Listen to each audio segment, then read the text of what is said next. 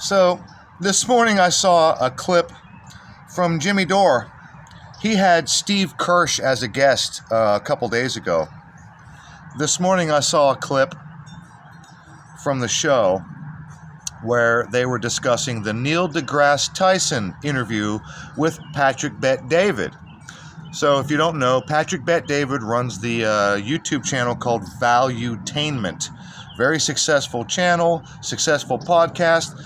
Patrick is a very successful businessman, very smart guy, great guests, great interviews, nothing but good things to say. He gets into a heated exchange with Neil deGrasse. I made a video about this the other day, you might recall, how Neil deGrasse was completely wrong. Now, I come from a different angle. I'm in the no virus camp. But Jimmy Dore and Steve Kirsh, they're not in that camp.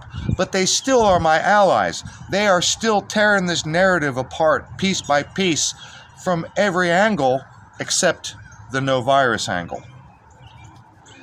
Anyway, I found it extraordinarily interesting. Steve Kirsh says, they highlighted that exact clip from Neil deGrasse and Patrick Bet-David that I covered a week ago. Steve Kirsh holds up his phone. He says, I've got Neil's phone number. He says, I called him the other day, and he actually answered the phone. I was a little surprised. I thought it would go to voicemail, he says.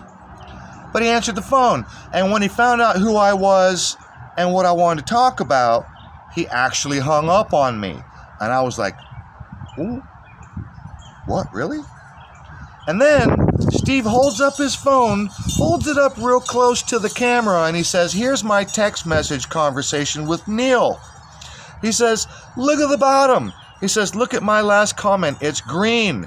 And Jimmy Dore didn't really understand. He goes, isn't it supposed to be green? He's probably on Android like me. And Steve goes, no, we're both on iPhones. He says, so that because my comment is green, that means he blocked me. What? Neil, let me get this straight. Neil deGrasse Tyson blocked Steve Kirsh. I mean, I thought it was interesting enough that Steve Kirsh had Neil's phone number and that they had a previous, relationship, conversations, in, text and email. And Steve says, look, he blocked me. So let me get this straight, Neil, Mr. Scientist.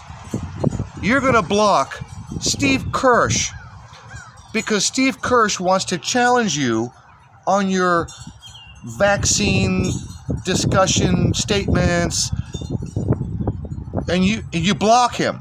That's how you handle scientific discussion, scientific debate? That's how you handle it, Mr. Neil? Mr. Neil deGrasse Tyson? Really? I should point out that if you don't know who Steve Kirsh is, he's actually a pretty wealthy guy, and he's no dummy. Steve Kirsh has started off with tens of thousands, went to 100,000, bumped it up to $1 million, and then he bumped it up to $2 million for anybody who would debate him on vaccines. Steve Kirsh runs the Vaccine Safety something Foundation Institute. I forget. But Steve Kirsh is independently wealthy. Steve Kirsh is actually the guy who created, developed, invented the optical mouse that we all use for our computers. Very wealthy guy. He's no dummy. He's offered as much as $2 million for anyone to debate him on vaccine safety. No one has taken him up. And I just showed you can go to Jimmy Dore and you can see the interview where Steve Kirsh shows his phone and he says, look, Neil deGrasse Tyson just blocked me. He doesn't want to debate. He doesn't want to hear opposing views. And he can't handle any contradiction or any criticism, so he'll block you. Even someone like Steve Kirsh. And by the way, when I say that I have lost all respect for Neil, this is not a knee-jerk reaction. Neil is an astrophysicist. Not once have I seen Neil deGrasse Tyson even possibly entertain the idea of the electric universe or anything that the physicists and PhD group at the Thunderbolts Project have to say about astrophysics. Neil hasn't addressed it, not once. He's had years and years and years to do it.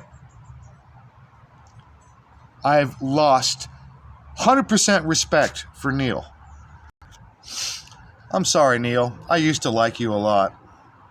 But electric universe completely debunks most of cosmology. So your astrophysics PhD is worth fuck all. And since you're an astrophysicist, you ain't got no business talking about virology, for which you know absolutely nothing. You've been debunked and debunked again, and you're completely full of shit. And the worst part is that you've convinced yourself that you're right.